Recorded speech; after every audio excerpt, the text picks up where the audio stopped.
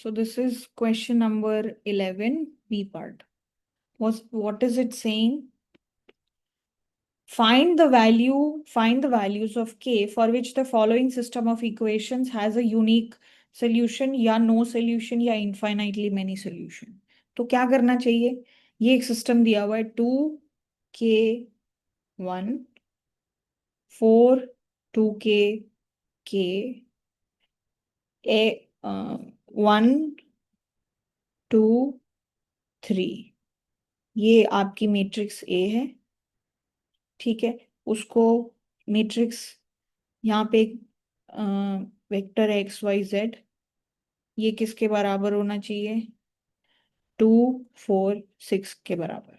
ठीक है, अब आपको ये बताना है कि वो कौन सी वैल्यूज ऑफ के है जिसके लिए सिस्टम का यूनिक सोल्यूशन होगा, नो सोल्यूशन होगा या फिर इनफाइनाइटली मेनी सोल्यूशन होंगे। तो पहली बात तो दो वेराइटीज आती हैं हमारे पास, क्या कि अगर देखो rank of A is equals to rank of A B हो जाता है, तो कैसा सिस्टम है ये?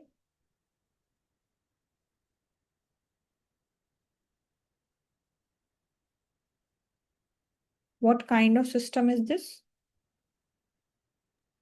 At least one solution. So consistent है ये, तो इसमें या तो एक सोल्यूशन होगा या फिर मल्टीपल सोल्यूशन होंगे, इनफाइनाइटली मेनी सोल्यूशन होंगे। तो यूनिक सोल्यूशन की क्या कंडीशन होती है कि जैसे यहाँ पे अगर ऑर्डर 3 by 3 है तो रैंक क्या होगी, तब जाके क्या होगा हमारा, कंसिस्टेंट होगा सिस्टम, मतलब only one solution. So unique solution की कंडीशन क्या है?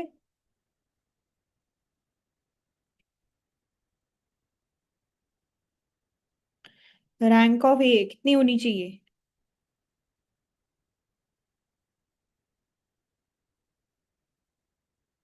3 इन this case. Infinitely many solution के लिए क्या होना चाहिए?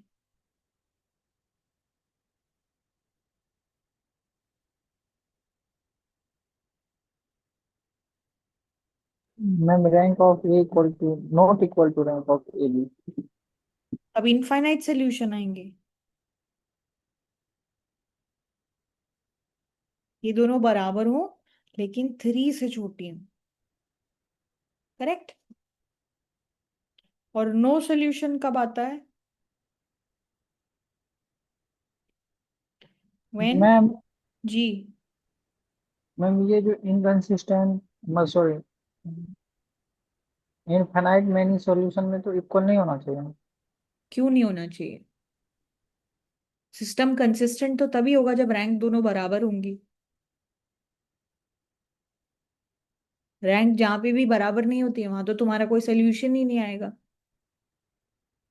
यस, थोड़ा कंफ्यूजन है। है ना? तो ये तुम्हारी 3 कंडीशन है। तो अब सारी चीजें किस पे बेस्ड हैं? तुम्हारी रैंक ऑफ ए पे। The moment your rank of A is 3, you know that you have a unique solution. So let's start with that first. तो देखो तुम्हारी ए की वैल्यू क्या है? ये है तुम्हारी ए मैट्रिक्स।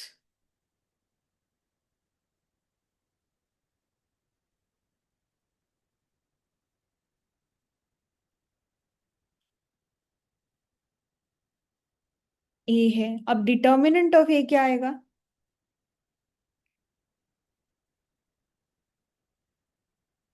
2 टाइम्स 6K 6 माइनस के 2K माइनस 2 के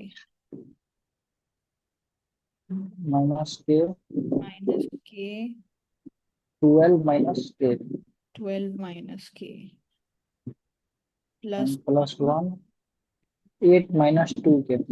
8 माइनस 2 के। ठीक है, इसको जब तुम सॉल्व करोगे तो ये कितना आएगा? 12 के -4 के -12 के प्लस के स्क्वायर्ड एंड प्लस 8 -2 के। करेक्ट। ठीक है, अब इसमें देखो 12 के ये दोनों तो कैंसिल हो गए, फिर अपने पास क्या रह गया? वी हैव के स्क्वायर एंड देन -6 के एंड देन +8। तो इसको हम लोग इस तरीके से देख सकते हैं।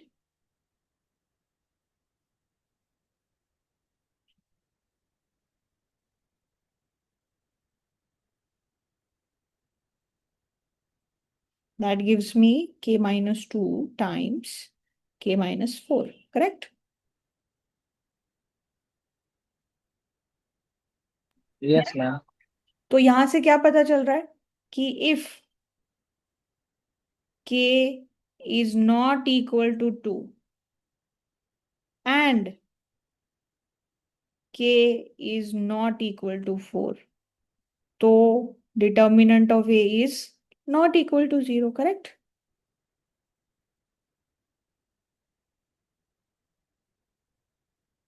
अगर k की वैल्यू 2 भी नहीं है, 4 भी नहीं है, तो क्या होगा? Determinant of a non zero होगा। और determinant of a non zero होने का मतलब क्या है? रैंक ऑफ ए कितनी होगी? 3। रैंक ऑफ ए होगी 3। और जैसे ही रैंक ऑफ ए 3 हो गई, इसका क्या मतलब है? We will have unique solutions, correct?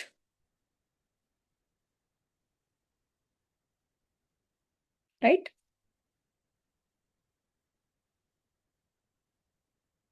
This much is okay. तो एक यस मैम। कंडीशन क्या आ गई कि के की वैल्यू 2 या 4 के अलावा कुछ भी होगी ना, तो तुम्हारा यूनिक सोल्यूशन आएगा। और तुम्हें क्वेश्चन में क्या बताना है? तुम्हें ये बताना है कि के की हर पॉसिबल वैल्यू के लिए सिस्टम कैसा रिजल्ट देगा। तो के की वैल्यू 2 या 4 के अलावा तुम्हारा सिस्टम क्या सोल्यूशन दे रहा है? Unique solution. तो अब दूसरी पॉसिबिलिटी जो बन गई वो क्या बचेगी? के की वैल्यू 2 या फिर के की वैल्यू 4। सिर्फ यही दो वैल्यूज बची जहां पे तुम्हें चेक करना है, करेक्ट? यस, है कि नहीं? This much is fine. Yes ma'am. Ma'am यहाँ पे आर्गुमेंटेड मैट्रिक्स का भी ढंग से करना पड़ेगा। किसका? ऑगमेंटेड मैट्रिक्स का यहाँ पे? Yes ma'am. नहीं, यहाँ पे वो चेक करने की जरूरत नहीं है, क्योंकि तुम्हारी ऑगमेंटेड मैट्रिक्स क्या हो जाएगी? ऑर्डर 3x4 होगा। और 3x ऑर्डर मैट्रिक्स की मैक्सिमम रैंक 3 ही हो सकती है।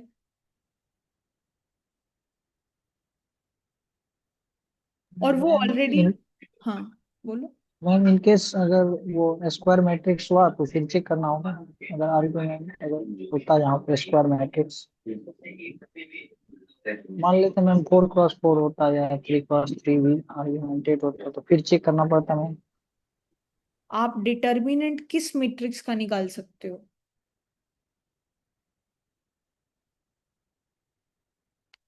मैम मैट्रिक्स ए का। ठीक है।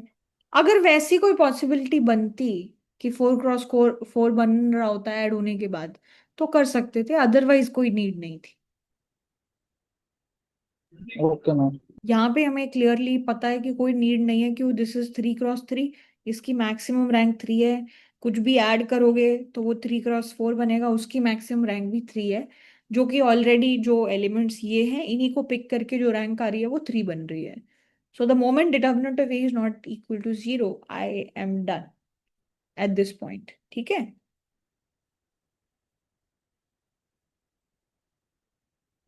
तो अब इसके बाद नेक्स्ट थिंग क्या है? इसके बाद नेक्स्ट चीज क्या है कि ए की वैल्यू, अब के की वैल्यू 2 हो सकती है, और के इज इक्वल्स टू 4, करेक्ट?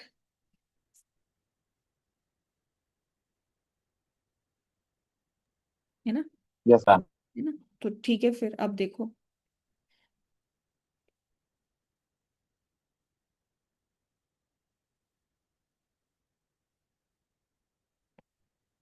और तुम्हारी ऑगमेंटेड मैट्रिक्स क्या होगी?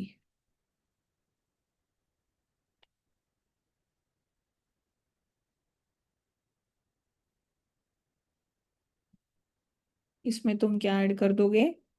2 4 6, 2 4 6। ठीक है। ये तुम्हारी ऑगमेंटेड मैट्रिक्स है और एक तुम्हारी नॉर्मल मैट्रिक्स है। तो अब ये बताओ कि अब के की वैल्यू जब 2 या 4 है, तब इसकी रैंक तो 3 है नहीं। ये तो हमें समझ में आ गया। अब उसके अलावा और कोई पॉसिबिलिटी है क्या कि कोई 2 by 2 का नॉन जीरो डिटर्मिनेंट दिख रहा है क्या तुम्हें? तो अगर देखो तुम इसको और इसको रिमूव करते हो तो जो बचा हुआ डिटर्मिनेंट बन रहा है क्या वो नॉन जीरो वैल्यू ले रहा है? Yes right. Right? So if we consider 2, 1, 1, 3, determinant of this, so this is not equal to 0, correct? है ना? तो by considering this logic, if k is 2 या k is 4, what is the rank of A? Two and two. 2. So rank of A is equals to 2, correct? In this case, ये case में हमें rank पता चल गई which is 2. Fine. अब इसके अलावा अब now we have to switch on this side कि यहाँ पे क्या होता है. तो अब यहाँ पे जो सिनेरियो बनेगा that will also be dependent on the values of के. पहली बात तो जो नंबर्स इसमें हैं वही नंबर इसमें है, तो इसमें भी है. तो इसकी रैंक 2 तो है ही है, वो तो हमें पता ही है. बट बस we are trying to get to the possibility where it could possibly be 3 also, correct? Yes. Yes ma'am. तो अब आप एक काम करो. हम क्या काम कर सकते हैं? हम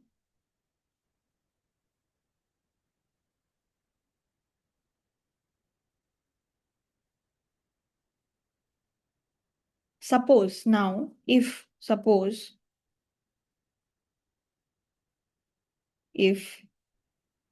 k is equals to 2, अगर k की वैल्यू 2 होगी तो क्या होगा? आपकी ए बी मैट्रिक्स क्या हो जाएगी? 2 4 1, 2 4 2, 1 2 3 2 4 6, राइट? अब कैन यू सी कि ये जो रो है इसका पूरा का पूरा डबल दूसरी रो है. Yes ma'am. है ना? अब तुम column, third column, fourth column. हाँ, और अब तुम कोई भी 3 by 3 का डिटर्मिनेंट निकालने की कोशिश करोगे तो भाई उसमें 2 रो तो होंगी ना. ये वाली तो जैसे मान लो तुम इसको रिमूव कर दो फॉर एग्जांपल, इसको हटा के जो चीजें 3 बच गई उसका अगर तुम डिटर्मिनेंट लेने की कोशिश करोगे तो वो क्या आएगा? 0, करेक्ट? Yes ma'am. इसको रिमूव करोगे तो डिटर्मिनेंट क्या आएगा? तो भी 0 आएगा. जीरो। इसको करोगे रिमूव तो क्या आएगा? तो भी 0 आएगा. है ना? और इसको रिमूव करोगे तो क्या आएगा? तो भी 0 आएगा. करेक्ट? Yes ma'am. ये पॉइंट ओके है. तो इससे मेरे को क्या समझ में आया कि रैंक ऑफ ए बी कभी भी 3 नहीं हो सकती, क्योंकि कोई नॉन जीरो 3 by 3 मैट्रिक्स मतलब डिटर्मिनेंट बन ही नहीं रहे. करेक्ट? तो इसका मतलब रैंक ऑफ ए बी अगर 3 नहीं है तो रैंक ऑफ ए बी 2 हो जाएगी. Correct? By doing what? By considering these things. इसको और इसको और इसको रिमूव कर लो, जो बच गया उसमें non zero determinant non zero minor आ रहा है. Correct? So in this case क्या होगा? रैंक ऑफ ए बी कितना हो गया? टू। 2. तो यहाँ पे भी रैंक 2 है, यहाँ पे भी रैंक 2 है. इसका क्या मतलब? और रैंक 3 नहीं है. तो इससे क्या समझ में आया? If k is equals to 2, rank of a is equals to rank of ab, which is less than 3. Correct? So what kind of situation is this? Infinitely many solutions. Correct?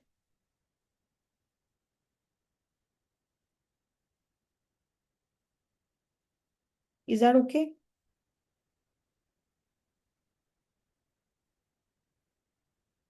ये story हो गई. Yes ma'am. ठीक है। अब इसके बाद एक और केस बचता है अपना, कौन सा? के की वैल्यू 4। ये हमने कंसिडर कर लिया, हमने ये वैल्यू कंसिडर कर लिया। अब हमारी सिर्फ एक ही वैल्यू बची, which is figuring out what happens when k is 4। So if k is 4 then what happens?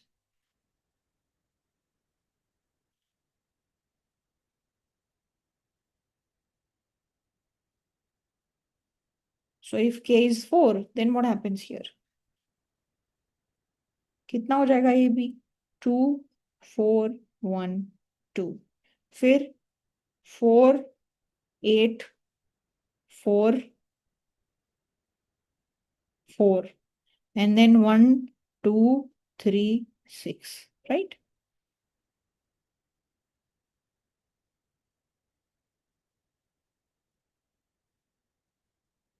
yes or no? Yes ma'am. है ना? तो अब तुम एक चीज ये देखो, which is, column one column to proportional. अगर मैं इसको रिमूव करके फिगर आउट करूं तो क्या हो रहा है? जीरो। जीरो तो नहीं बन रहा, कि बन रहा है? मैम बन रहा। जीरो कैसे बन रहा है? कोई डायरेक्ट कॉमन दिख रहा है क्या? Ma'am column one column to proportional है, टू का multiple. Column 1 and 2? Yes ma'am.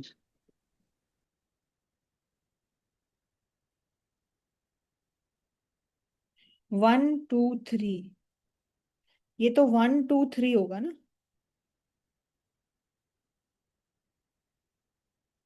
Ma'am column one and column second वो एक दूसरे का multiple. These two you are saying? Yes ma'am. हाँ, तो बेसिकली जिसमें भी ये दो कॉलम्स रहेंगे वो जीरो रहेगा। Yes ma'am.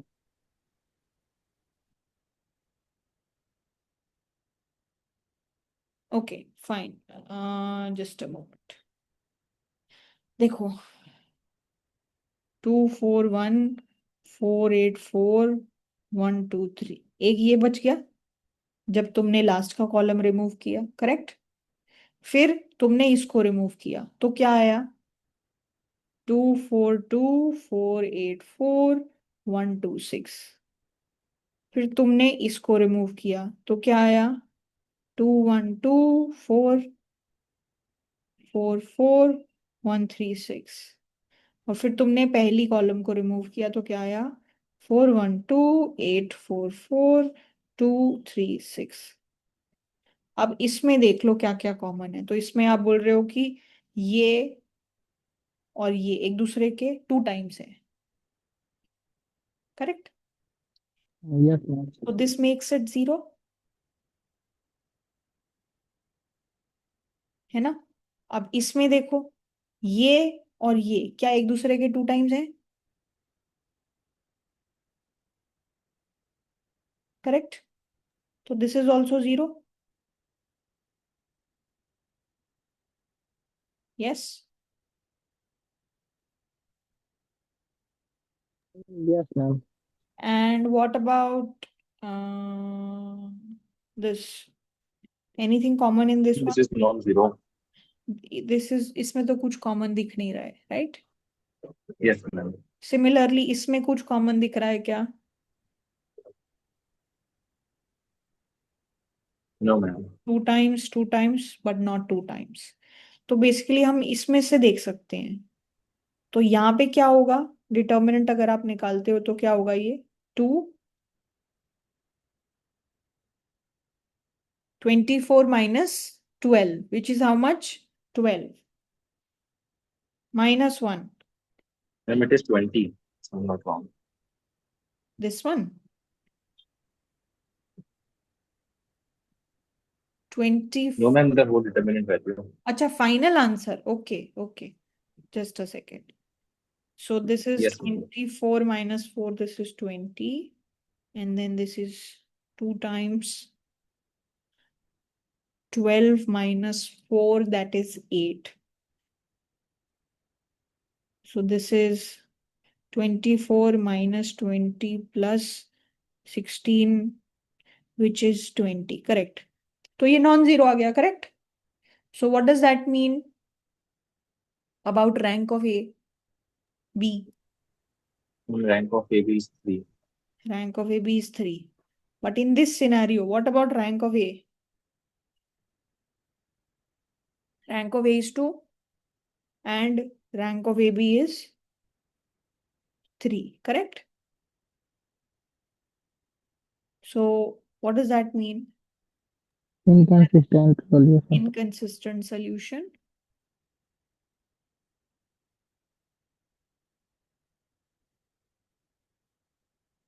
Basically no solution. All right, तो तुम्हारे क्या क्या केसेस बन गए अगर हम समराइज करना चाहें? तो k की वैल्यू नॉट, सो k की वैल्यू अगर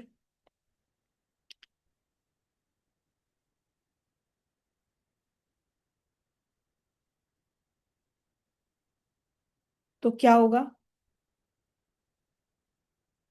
consistent solution. यूनिक सोल्यूशन, ठीक है। If k is equals to 2 then infinitely many solution, correct?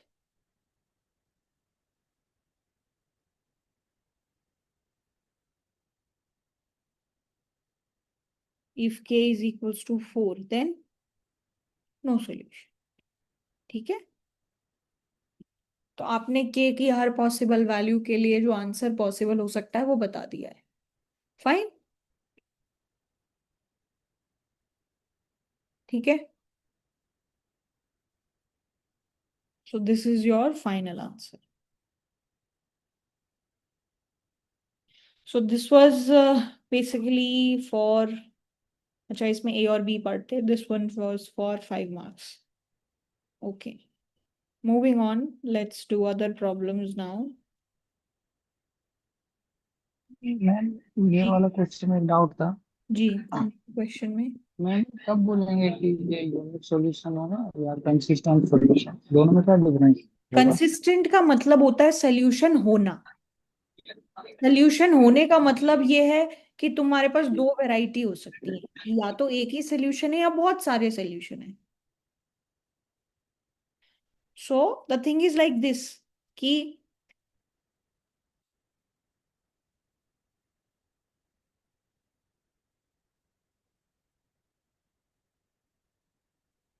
Solution consistent, inconsistent, ठीक है। इसका मतलब है नो सोल्यूशन। एंड कंसिस्टेंट के अंदर दो पॉसिबिलिटी है, यूनिक सोल्यूशन या फिर infinitely many solution.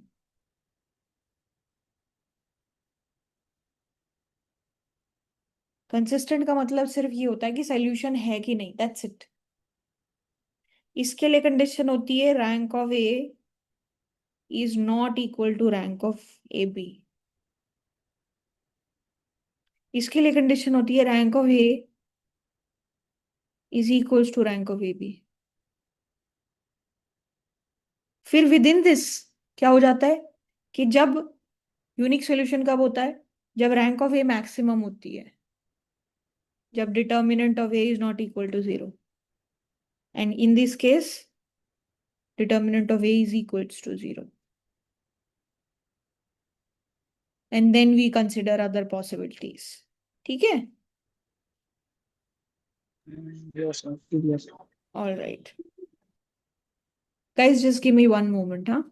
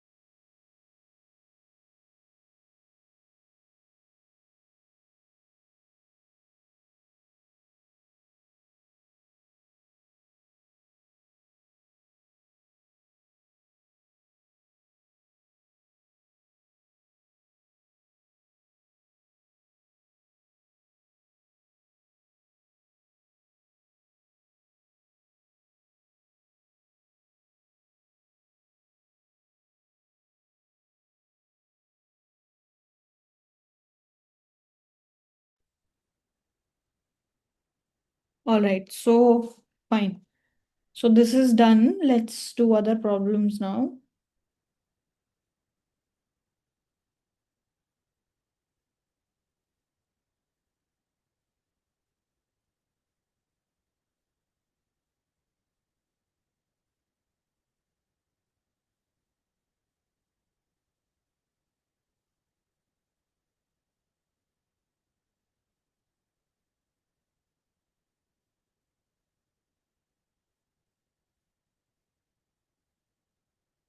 We can do this problem.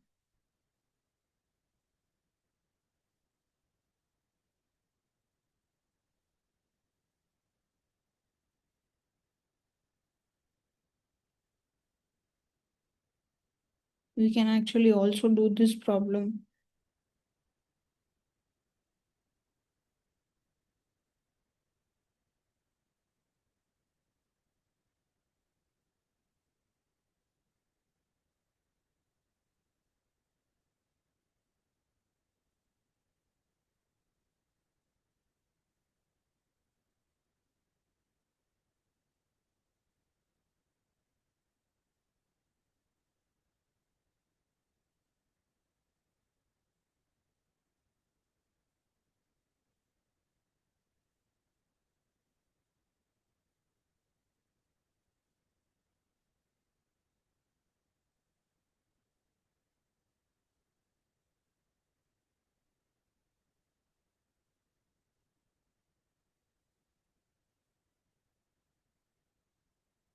All right, let's do this first.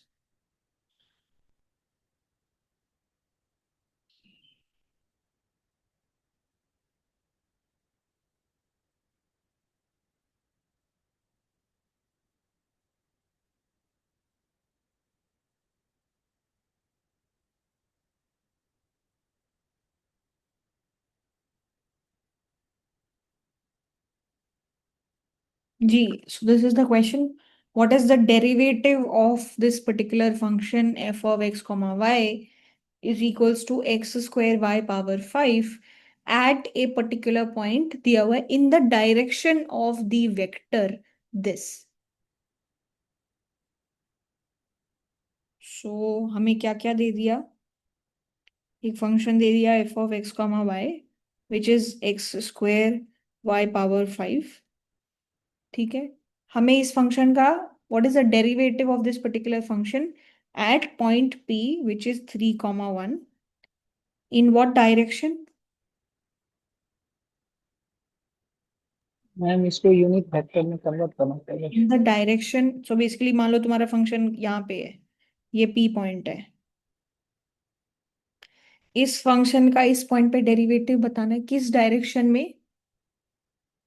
इस डायरेक्शन में।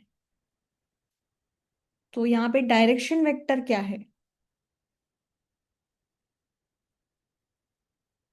Ma'am 4/5 and -3/5।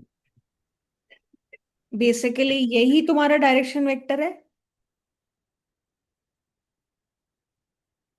Yes ma'am. ठीक है, so again it's very important to read it carefully. In what sense कि देखो कई बार ये लोग ऐसे भी बोल देते हैं कि ये पॉइंट है पी और ये पॉइंट है पी, क्यों? इन दोनों को ज्वाइन करने वाली जो डायरेक्शन है उस डायरेक्शन में बताओ।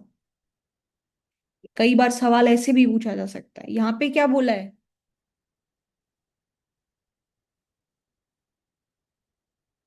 कि एक वेक्टर दे दिया, क्यों? उसी की डायरेक्शन में बताना है।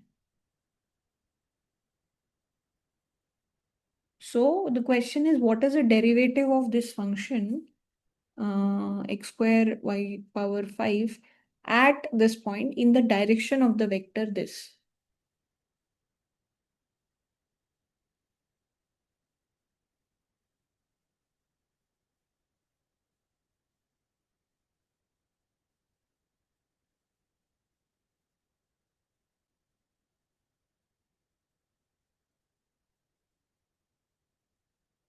What is the derivative of this function at this point in the direction of the vector this? Ma'am Q vector जो है ना उसको तो पहले यूनिट वेक्टर में तो कन्वर्ट करना पड़ेगा ना हाँ डायरेक्शन करेंगे में। करेंगे, उसमें करेंगे, that's not a big problem.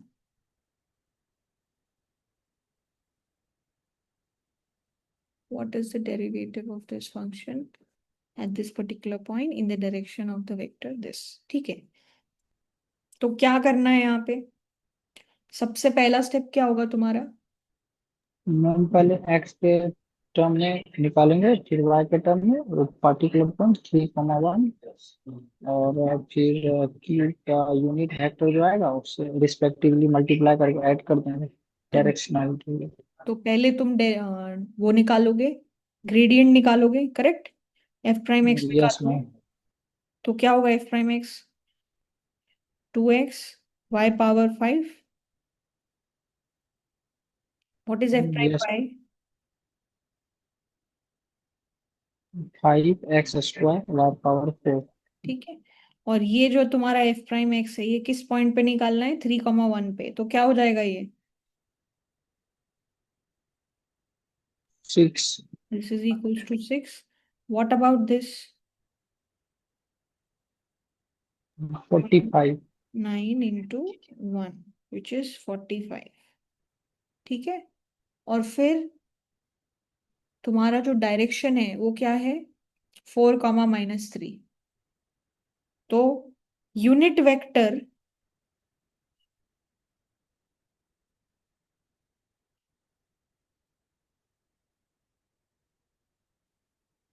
Unit vector क्या होगा इसका? 4/5 minus 3/5। 4 divided by 4 square plus -3 whole square और उसका square root, comma -3 divided by 4 square plus -3 whole square, correct? Which becomes what? 16 plus 9 which becomes 25. उसका root becomes 5. So this becomes 4/5 and this becomes -3/5. Correct? So yes ये ma'am. Unit vector है, ये तुम्हारी h, k ही है, right? Okay. So what is your directional derivative in this case then?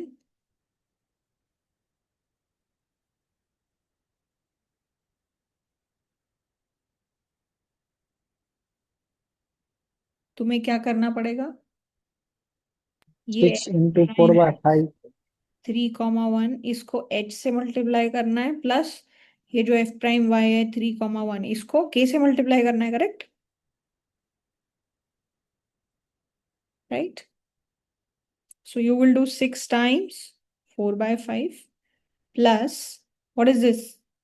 45 times minus 3/5. Is that okay? Which is how much? 24/5 and then minus 27, which is how much? 24/5 कितना होता है? This was 4.8, right? Minus 27. So how much is this? Minus 22 point, 22.2। right? This is your directional derivative. ठीक है, this is fine.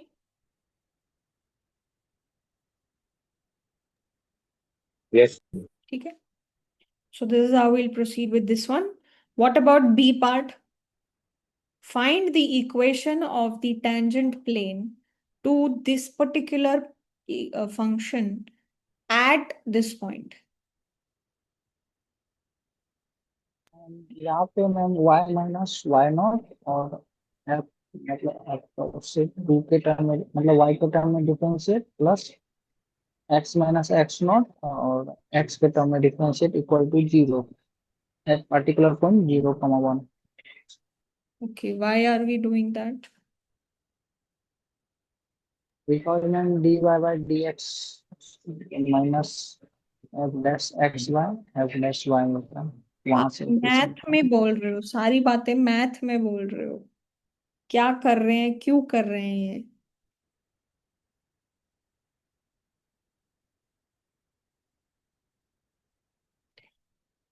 Tangent plane क्या होता है? Ma'am any plane, मतलब एक पार्टिकुलर प्लेन जो मैम बस टच करके जाए तो बेसिकली मान लो उस तुम्हारा पॉइंट। ये फंक्शन तुम्हारा कुछ इस तरीके का है, ठीक है। किसी ने तुमको बोल दिया कि इस पॉइंट पे टेंजेंट प्लेन बनाना है, मतलब इस पॉइंट पे तुमने,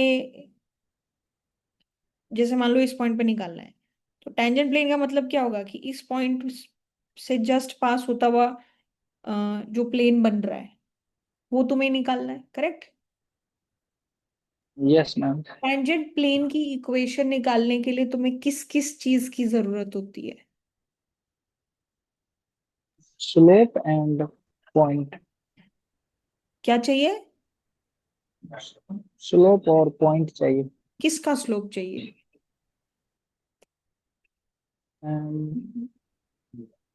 स्लोप फंक्शन। इसका स्लोप मिलने से क्या होगा? कौन सी स्लोप निकाल रहे हो?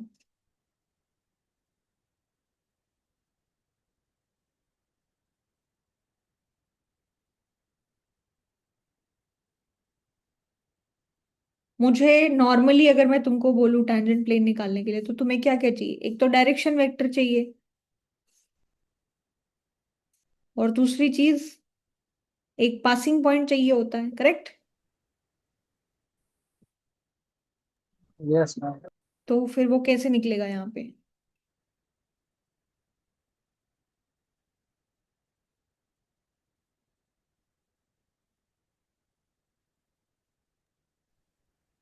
मैम से मैम गिवन उस पॉइंट पे हम पॉइंट इसको पे कंसिडर करेंगे। टेंजेंट निकालना। पासिंग पॉइंट तो ये है, इसी जीरो पॉइंट से कमा पास वन। होता हुआ, हाँ पासिंग पॉइंट तो यही हो गया, 0,1।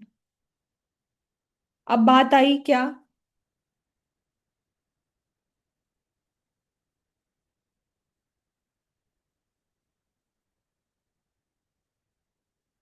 और पासिंग पॉइंट 0,1 है या कुछ और है? सोचो जरा ध्यान से। मैम 0,1 बता सकते हैं। नो, ये जो टेंजेंट बनेगा ये कितने प्लेन में बनेगा? मीन्स रेड का पॉइंट भी तो आएगा इसमें। हाँ, हम जेड जीरो ले लेंगे। तो जब x की वैल्यू 0 है और y की वैल्यू 1 है तो क्या होगा? e⁻0 + 1 मीन्स रेड 2 हो जाएगा। इंटू ई, वाई की वैल्यू कितनी है? 1, 1 - 1 0, करेक्ट। ये कितना हो गया? 2। तो this is my passing point ना। ये 2D में थोड़ी ना बात करें, टेंजेंट प्ले 2D में तो क्या बनती? लाइन बनती। ये 3D की बात हो रही है। Are you understanding the difference?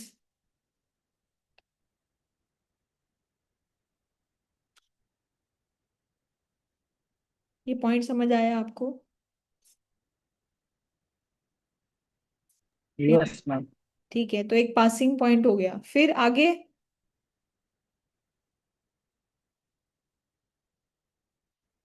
आगे डायरेक्शन वेक्टर चाहिए। हाँ, तो डायरेक्शन वेक्टर चाहिए, फिर कैसे निकालेंगे वो?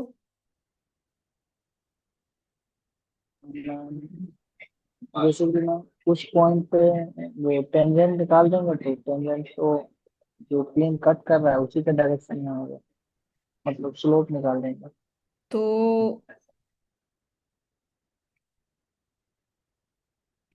इसलिए मैं उस पॉइंट पे, मतलब वो जो फंक्शन गिवन है हाँ, उसका स्लोप निकालेंगे, तो ये जो स्लोप और जो प्लेन कट कर रहा है दोनों पैरेलल हो जाएगा, तो डायरेक्शन सेम हो गया। Very nice. तो बेसिकली अल्टीमेटली हमारी फाइनल इक्वेशन क्या बनती है? ये पॉइंट्स हम लोग कंसिडर करते हैं, ये तीनों पॉइंट्स हमें कंसिडर करने पड़ेंगे, राइट। तो हमारा फाइनल किस तरीके का सिनेरियो बन जाता है कि आपकी z - z0, that should be equal to what? जो तुम्हारा f'(x) है, x0, y0 times what?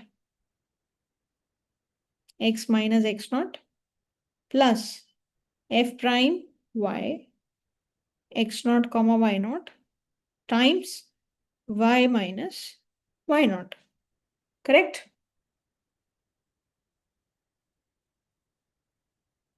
Yes. तो तुम्हारी इक्वेशन ये बन जाती है। तो इसके लिए मुझे x not, y not, z not, ये तीनों चीजें चाहिए। ठीक है, तो अब इसके अलावा और क्या चाहिए होगा? f प्राइम x क्या होगा ये? e पावर एक्स वाई का डेरिवेटिव क्या होगा? e पावर एक्स वाई का डेरिवेटिव क्या होगा? वाई। y प्लस, मैं तो with respect to x differentiate कर रही हूँ, यहाँ पे कहीं पे भी कुछ x है क्या? No ma'am, zero.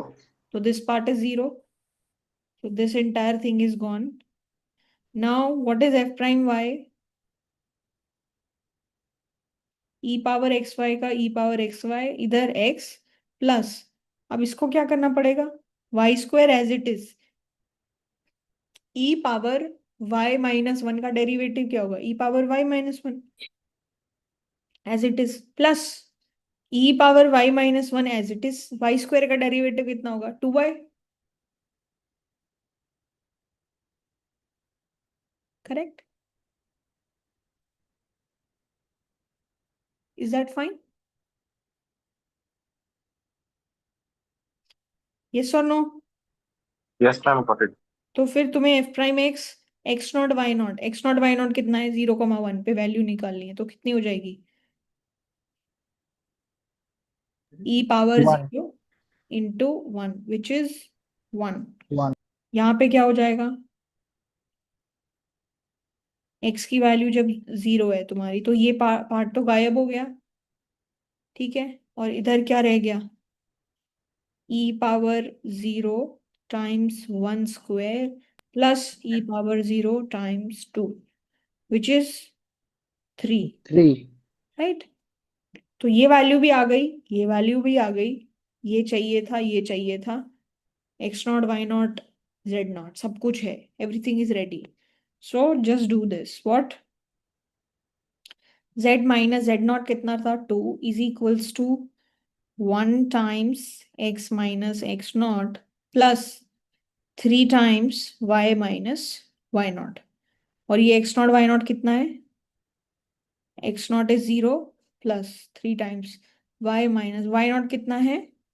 1, z minus 2. So what is my equation?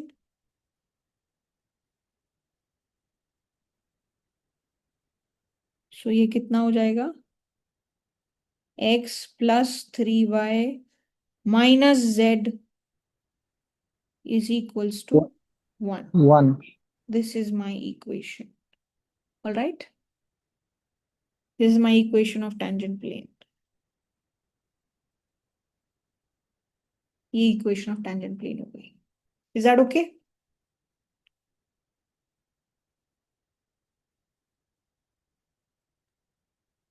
Yes, ma'am. ठीक है, चलो, very nice. So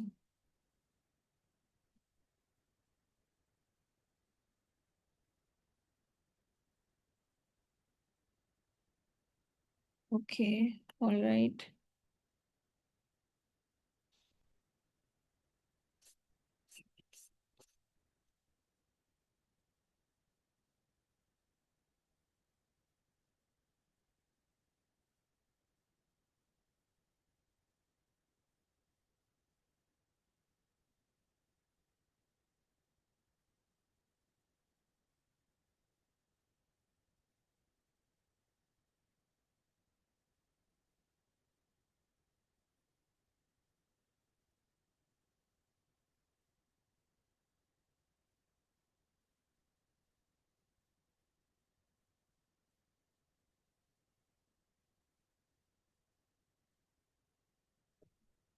All right, fine. Moving on.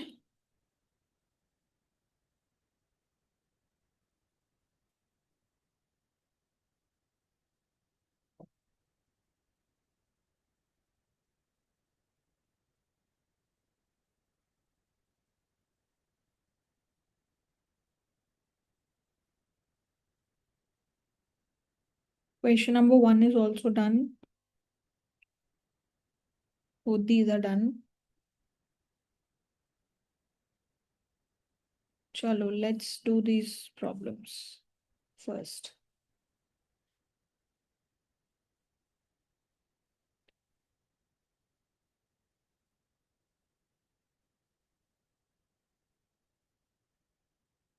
Ma'am you have said only chapter 15 से रिवाइज करना है, तो अभी वही रिवाइज कर रहा हूँ।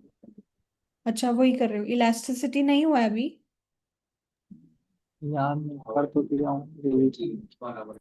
कोई बात नहीं, ये करते करते हो जाएगा जी। ये तो तुम्हारा फेवरेट क्वेश्चन है। कोई बात नहीं, ठीक है। इसके बाद अच्छा, अगर वो नहीं कर रहे हैं तो होमोजीनियस, वो भी आई थिंक चैप्टर 16 में ही आता है ना। Yes ma'am. और डायरेक्शनल डेरिवेटिव्स भी एक्चुअली चैप्टर 16 में ही आता है, if I am not wrong yes ma'am. ना। तो और तो चैप्टर 15 का कौन सा क्वेश्चन है यहाँ पे?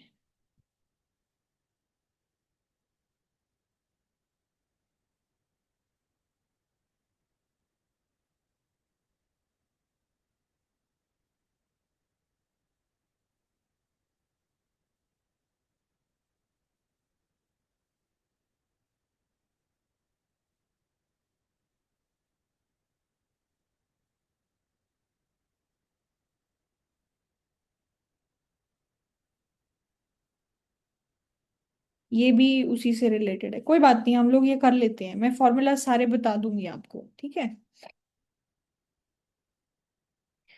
Show that the following production function has a elasticity of substitution 1 everywhere. Y का फंक्शन दिया हुआ है। तो पहले तो मेरे को ये बता दो कि इलास्टिसिटी ऑफ सब्स्टिट्यूशन का फॉर्मूला क्या होता है।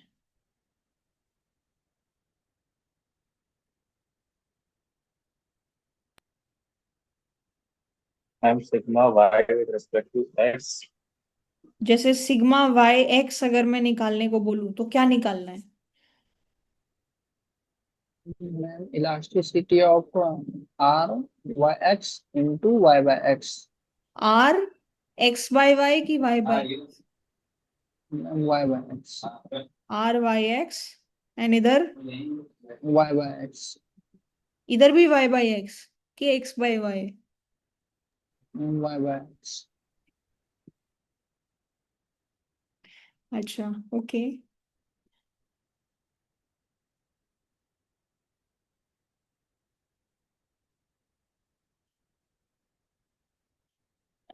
Just a second.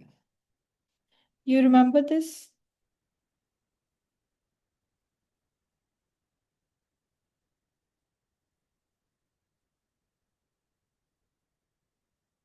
Yes ma'am. Everything is with respect to, if we have to find KL.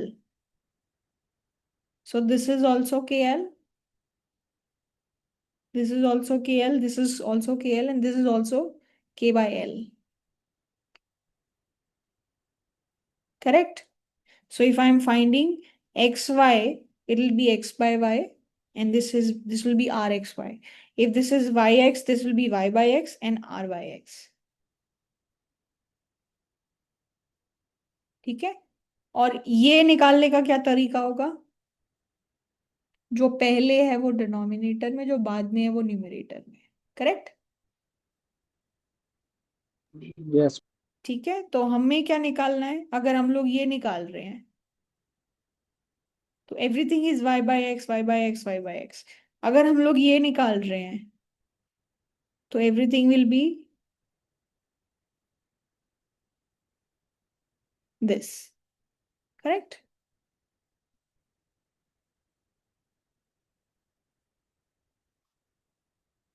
And what will be r y x and what will be r x y? इस पूरे question में सिर्फ formula ही है। Formula आने के बाद कोई problem नहीं है। R by derivative with respect to x divided by y derivative. This is f prime x divided by f prime y. This is reciprocal of first one. This is f prime y divided by f prime x. तो जो तुम्हारा second इधर first लिखा वो denominator में, जो बाद में लिखा वो न्यूमरेटर में।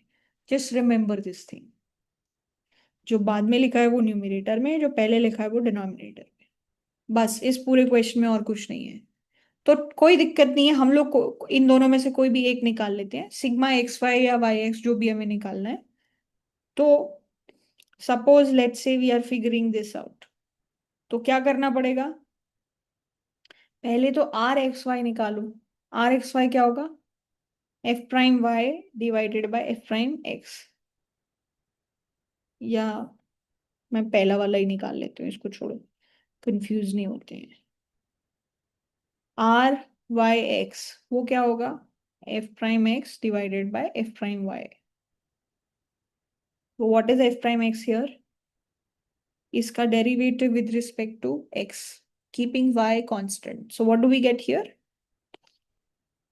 ए y power beta as it is, और इधर क्या मिलेगा? Alpha x power alpha minus one, correct? Yes. Yes, ma'am. ठीक है। Yes, ma'am. यहाँ क्या होगा? A x power alpha as it is, इधर क्या हो जाएगा? Beta y power beta minus one. ठीक है।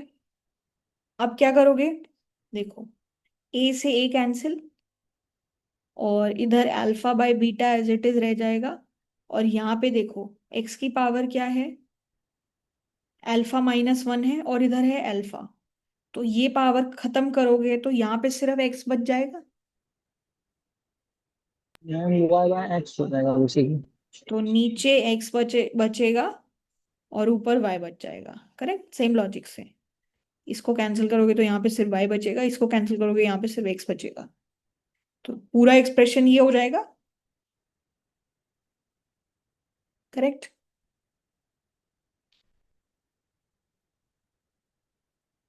राइट। अब देखो, अब तुम्हारा एक्सप्रेशन क्या है? R y x is equals to alpha by beta y by x. या फिर मैं इसको ऐसे भी लिख सकती हूँ ना, this implies that y by x is equals to beta by alpha r y x. ऐसे लिख सकते हैं।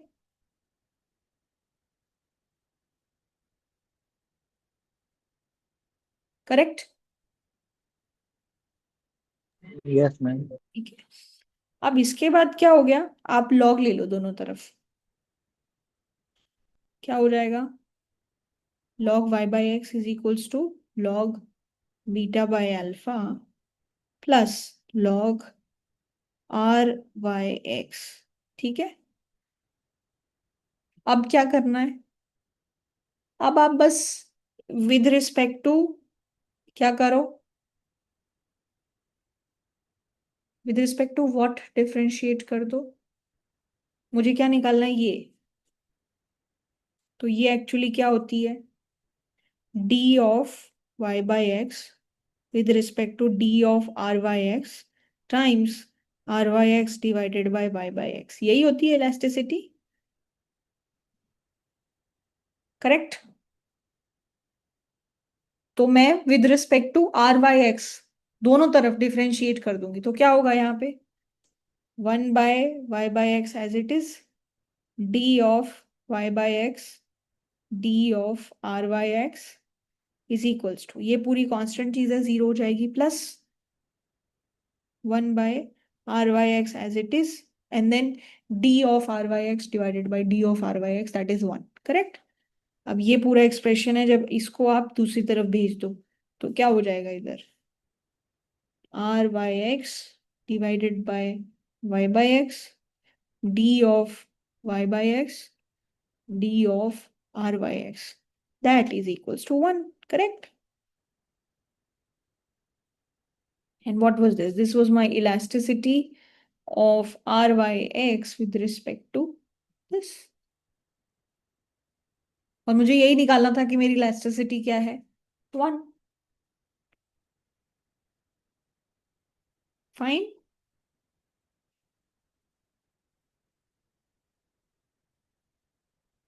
ठीक है, Yes, ma'am.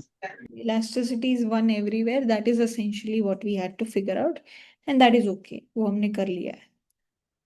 Okay, all right. So fine.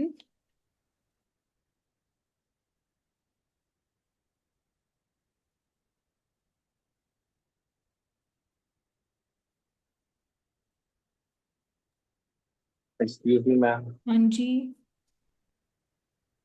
Ma'am मैंने इस क्वेश्चन को बिना लॉग ली किया था, बट फिर भी आंसर आ गया। हाँ, तो कोई दिक्कत नहीं है ना, एक ही जगह पहुंचने के बहुत तरीके हो सकते हैं. That's okay. Yes ma'am. That's fine. No problem with that. Yes ma'am. हाँ.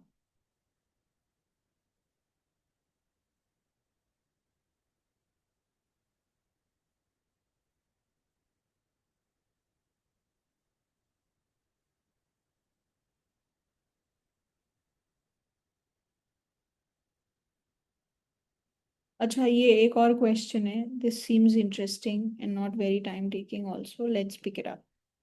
This is from, I think this is also chapter number 16, question number 12.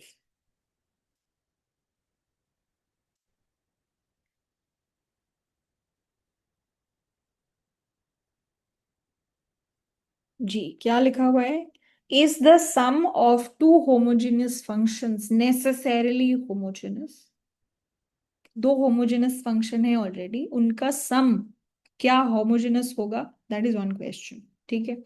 Second question, दो होमोजेनस फंक्शन है, उनका जो प्रोडक्ट है, उनका मल्टीप्लीकेशन जो है, क्या वो नेसेसरीली होमोजेनस होगा? अब या तो सीधी सीधी बात है, क्या पूछा है कि या तो प्रूव करो जो स्टेटमेंट है, या फिर अगर अगर वो स्टेटमेंट फॉल्स है तो उसको लेके एक एग्जांपल बताओ जहां पे ये चीज वैलिड नहीं हो रही. नोट क्या लिखा हुआ है? The degree of homogeneity of the two function is not necessarily equal. तो उसमें तुम ये नहीं बोल सकते कि दो फंक्शंस की डिग्री ऑफ होमोजेनाइटी सेम है, वो डिफरेंट भी हो सकती है. तो बेसिकली एक फंक्शन है f, this is homogeneous of degree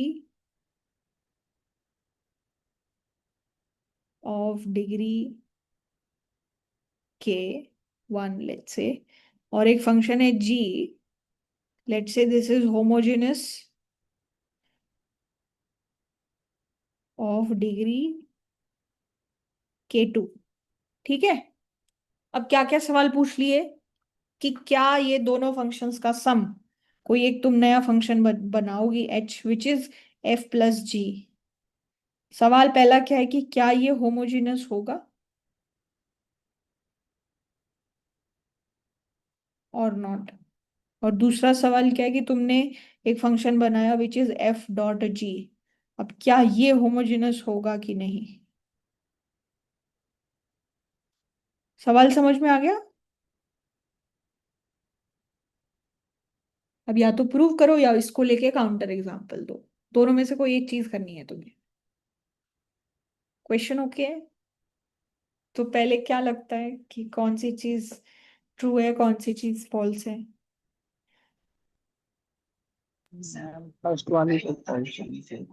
first वाली फॉल्स है. Yes, okay. और सेकंड वाली?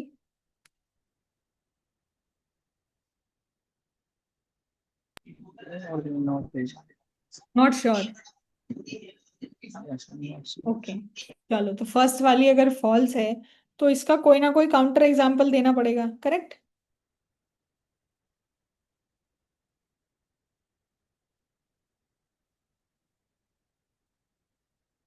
कुछ ना कुछ काउंटर एग्जाम्पल देना पड़ेगा. तो चलो, फॉर एग्जाम्पल K1 की वैल्यू 1 है. ठीक है. और K2 की वैल्यू क्या है? 2. और मेरा फंक्शन एफ ऑफ एक्स है which is let's say x. ये जो फंक्शन है ये होमोजेनस ऑफ डिग्री 1 ही है ना? yes, ma'am. है ना? और मान लो मेरा जी एक्स फंक्शन है दैट इज एक्स स्क्वेयर. ये होमोजेनस ऑफ डिग्री 2 है ना? ठीक है. अब मैं क्या करूं? एक फंक्शन बनाऊं H x which is f of x plus g of x which is what x plus x square। अब ये कौन सी डिग्री ऑफ होमोजेनाइटी का है? डिग्री ऑफ होमोजेनाइटी कैसे चेक करते हैं? आप क्या करते हो, h ऑफ टी एक्स लिखोगे आप, वो क्या होगा T x plus T square x square. क्या ये उस फॉर्म में बन रहा है जो ओरिजिनल फंक्शन टाइम्स समथिंग बन रहा हो? No ma'am. नहीं बन रहा। So what does that mean? This is not homogeneous, correct?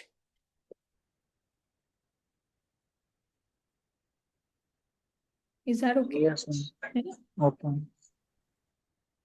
Not homogeneous. What about these two? कि फंक्शन f जो है वो होमोजेनस ऑफ डिग्री k1 है, फंक्शन g जो है वो होमोजेनस ऑफ डिग्री k2 है। अब इनका प्रोडक्ट कैसा होगा? ये होमोजेनस होगा जिसका डिग्री k1 + k2 होगा। Very nice. तो अगर तुम फंक्शन टी एच एक्स को देखो, अब ये x हम लोग नेसेसरली ये नहीं बोल रहे कि this is x only, it could be x1 x2 x3, like this is could be a vector itself, ठीक है? We don't have any problem with that. That is equals to f of t x times g of t x. अब because this is homogeneous of degree k1, what will happen? t टाइम्स k1 f of x ये मिलेगा हमें, है ना? And because this is homogeneous of degree k2, we will get t power k2 g of x, correct? This is h of t comma x। तो अब देखो ना, t k1 plus k2 हो जाएगा, और this is fx gx, and this is nothing but h of x, and then this is t power k1 plus k2, so this is equals to h of tx।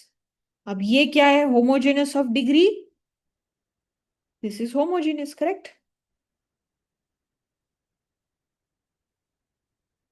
Of degree k1 plus k2, correct? तो दूसरा product is homogeneous, going to be homogeneous, but some may not be homogeneous, correct? अब एक बात बताओ, अगर मैं तुम्हें ये बोल दूं, जिससे यहाँ पे इन्होंने बोला कि इनकी डिग्री जरूरी नहीं है कि सेम हो, अगर मैं फॉर एग्जांपल 2 मिनट के लिए बोल दूं कि हाँ सेम है, तो क्या करोगे? तो क्या ये होमोजेनस होगा कि नहीं होगा? मैम होगा होमोजेनस तो।